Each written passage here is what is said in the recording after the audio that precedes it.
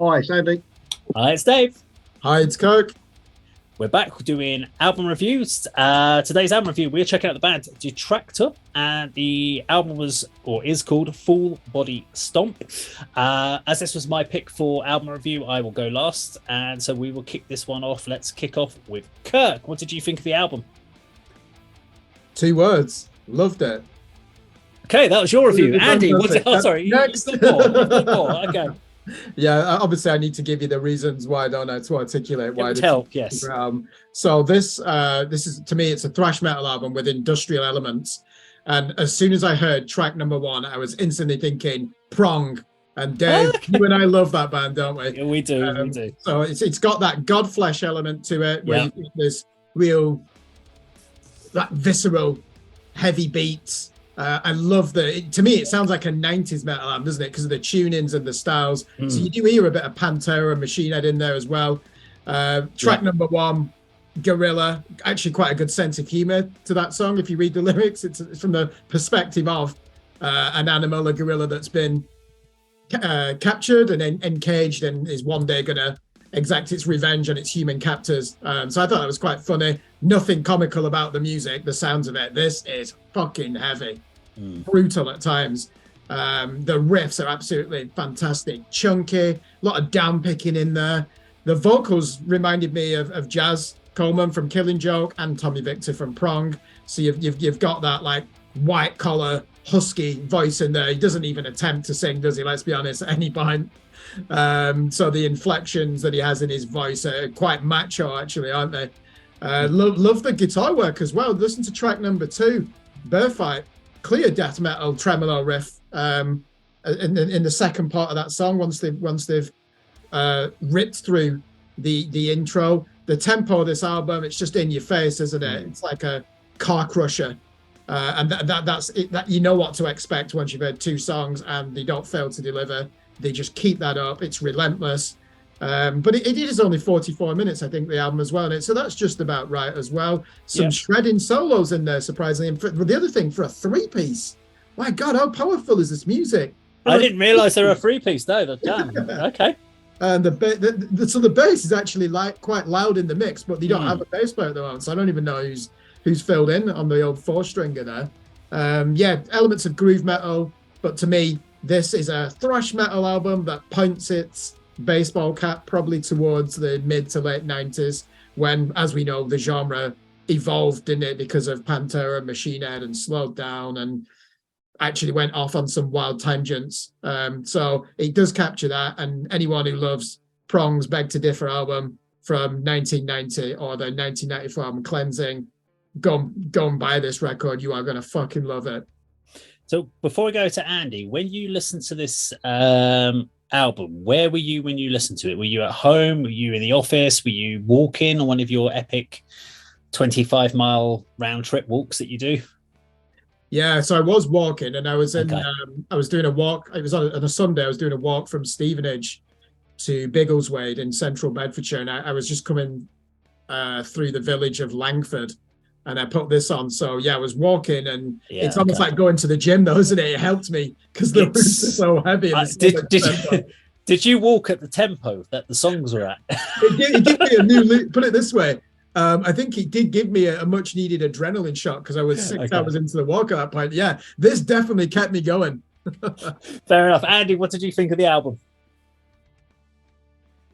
Got a retro feel, hasn't it? Got an old school thrash sort of feel.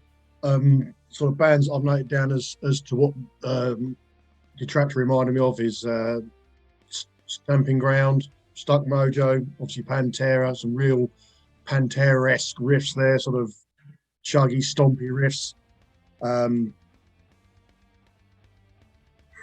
Bay Area thrash sort of sound as well. I really liked it. Musically, really, really good. It's got that old school feel, really uplifting and everything, but there is a but. Vocals were fucking terrible. They were just not mention words. No variation, just on the same level throughout. Bare minimum effort. Is he somebody? Oh, can I be in your band? I can't play guitar or anything. I'll have a stab at the vocals.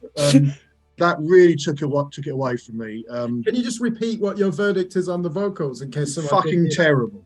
But I have to question. So, quick question: when you mean that, is it because he can't sing, or it's just because he didn't change throughout the whole album, or didn't show any variety? I think it's the variety. Yeah, Right, okay. 44 minutes, however many songs. I just wanted to put that out. Okay. Yeah, I mean, there was, if you approach a verse or a chorus or a second half of a song in that style, that's okay. But go up, go down.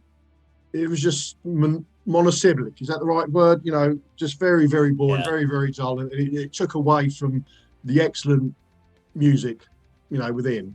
I thought, re-record it with somebody else, and it'd be an absolute banger.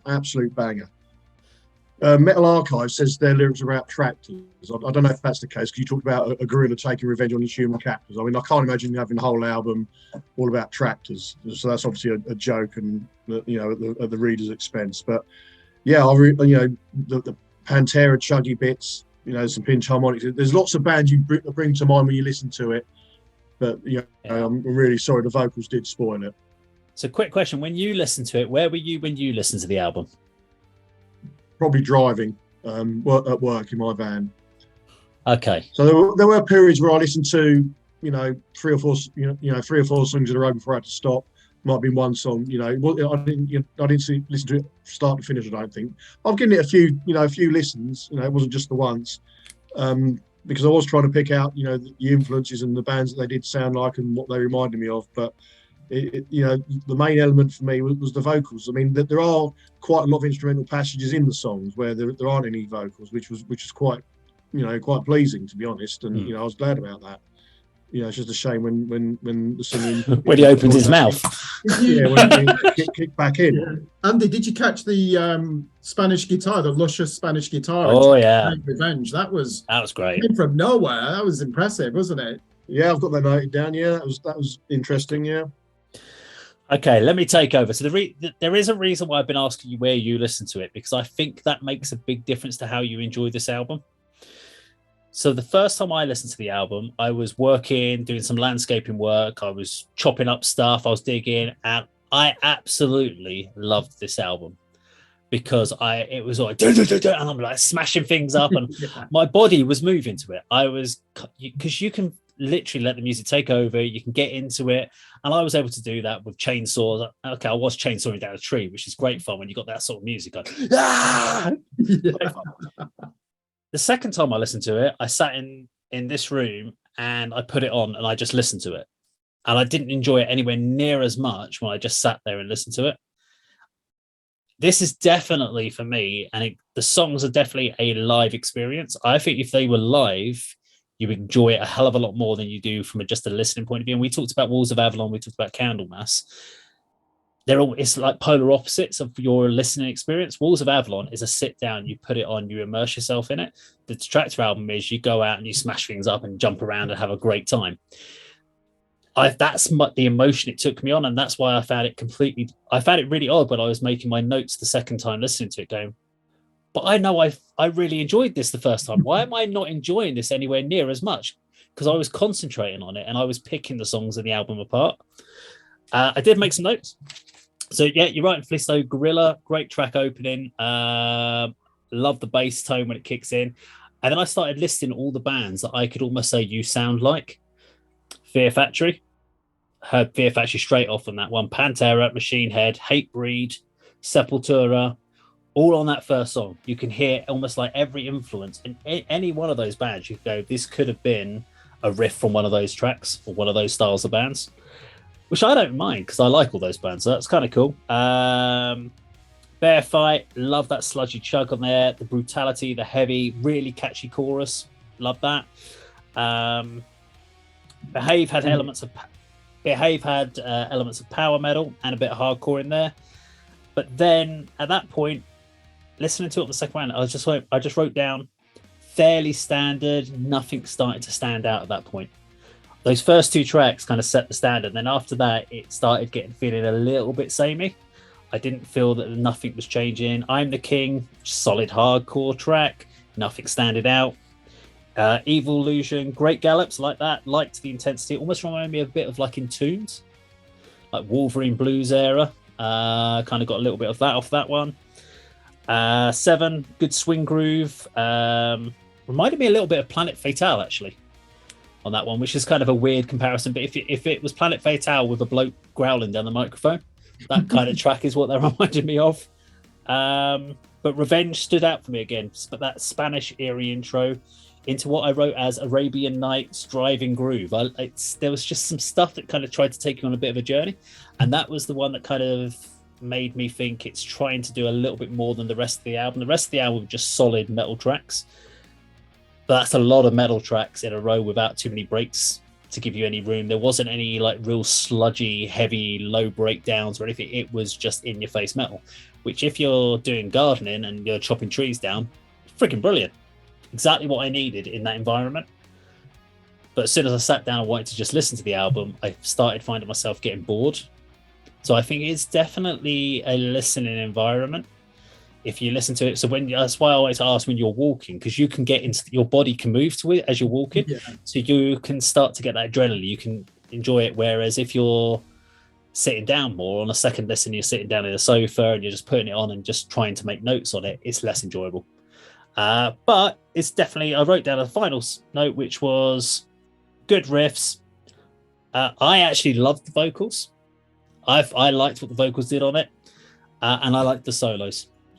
I'm not saying he's an amazing vocalist. I think it suits the music. There are, as we've said about female vocalists, there are a lot of better vocalists out there that've got better ranges, better ability, but they suit the tracks. For what they're going in with the references of like Fear Factory, because when you talk about, if you're talking about bad vocalists, Burton C. Bell, fucking awful vocalist. I disagree with you on that. Sorry, that was a separate conversation. Come on, he's have you heard him live? Jesus Christ. Yeah, that's different. I'm judging him on the studio. And we all know what people can do in the studio. Jesus. Yeah, we'll have a debate about Burton C. Bell at one point, but I put that comparison in there that if this guy goes out and he's trying to go down that Fear Factory vocal route, he's doing the job that he needs to, but it may not be the right vocal style that people prefer. So I think he does what he does it well, but it's maybe not got enough variety in there overall. And I think that probably adds to the fact of how the tracks, as they got later on, I started getting bored because it just felt very samey. There was no variety. They were just trying to bludgeon you with riffs again. And that's probably where you can probably pick this up maybe a track at a time every so often, but from start to finish, I would probably go Gorilla, Bear Fight, and then straight to Revenge for me is how I'd listen to that album. So, yeah, Andy, do you know you said it has a retro feel? Should we just clarify what we mean by that for the viewers? What era, when you say it has a retro feel, do you identify it with? Well, that particular note is next to the track Behave, which is I think quite early on in the album. I put Bay Area thrash, so we're looking at sort of early 90s, aren't we? Yeah, that sounds about right. That particular sound. I mean, David reeled off a load of bands that he thought they sounded like, and they are trying different sort of styles and different sounds throughout the album. So I think musically there is a variation, although I did get bored towards the end. I've not written down the tracks and noted down elements of particular songs because it was getting very samey. Maybe that was the vocals overshadowing what music was under those tracks, but strong opening, definitely. Yeah, it's good adrenaline, isn't there? An adrenaline surge to this album. But I would. Do you know what's surprising about this? You don't get many thrash bands that are going to that industrial thrash hybrid of the 90s that Prong and Fear Factory and Ministry were doing. So that's probably what surprised me so much about it. And I even heard Helmet in there as well. Yeah. Clearly, Godflesh are a very big influence on this band. And you're right, hardcore as well, Stamping Ground, Hatebreed, these are good comparisons. I agree with you on that. And Soulfly as well. You're right, Dave. You put on any of these songs, you can identify 5 or 6 influences straight away, which is quite, when you're a listener, it puts you in the right frame of mood, doesn't it? It's like, I can understand this. I can already identify X, Y, and Z. So it becomes an easy listen.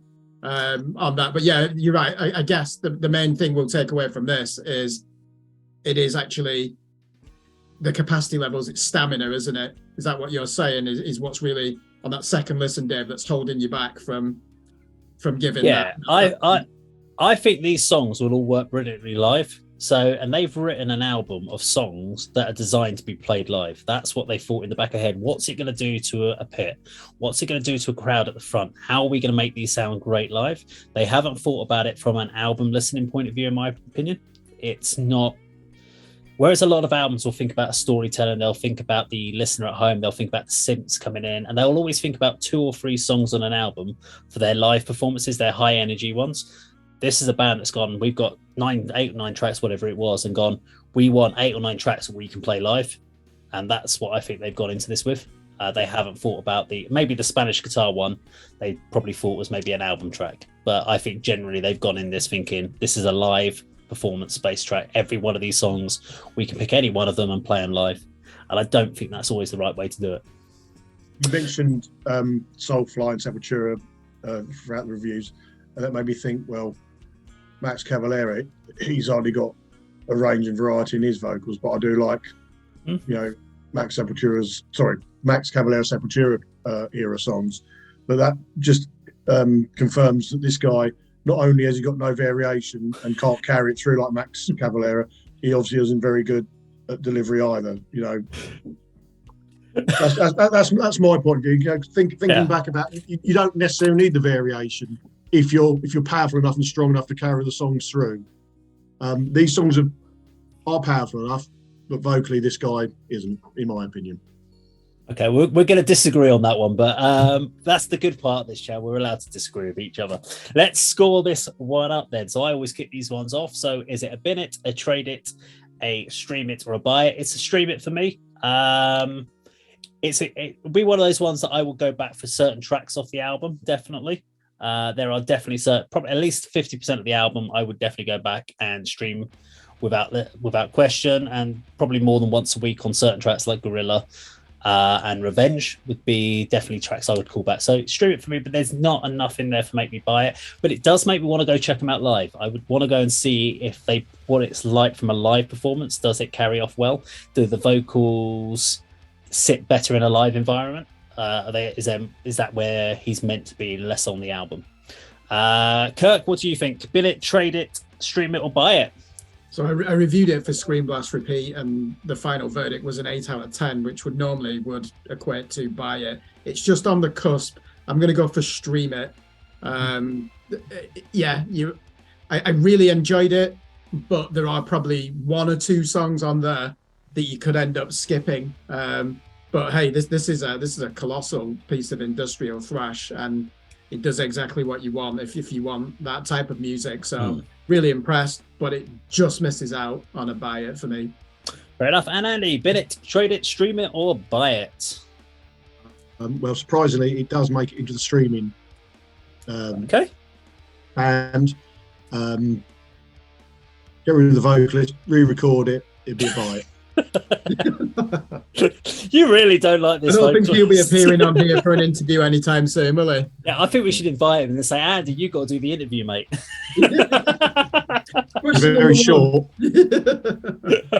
There we go. So that was the Detraktor Full Body Stomp. Now, if you like this video, please do subscribe, click the bell icon, like and share, and we'll see you on another video sometime very soon. Take care.